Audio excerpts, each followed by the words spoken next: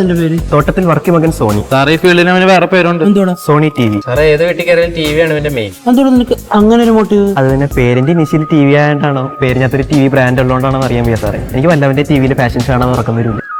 ഇത് നീ മോഷ്ടിച്ചാണല്ലോ? അതെ സാറേ. അവന്റെ അഭിമാനം കണ്ടാ സാറേ? അവന്റെ നിപ്പ ഉണ്ടാക്കുന്ന അവന്റെ കയ്യിലാ പറഞ്ഞു.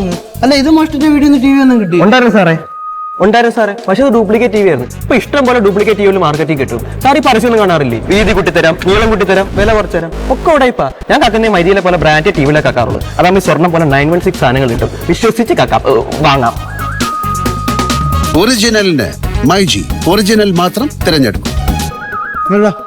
പിന്നെ സാർ കഴിഞ്ഞ ആഴ്ച ഓർഡർ ചെയ്ത TV ഇല്ലേ, അത് വാങ്ങണ്ട, ക്യാൻസൽ ചെയ്തേരെ. നിനക്കെങ്ങനെ അറിയാം? വലിയ സാറിന്റെ ഫോൺ കള്ളനാണേലും അന്തസ്സുള്ളവനാ.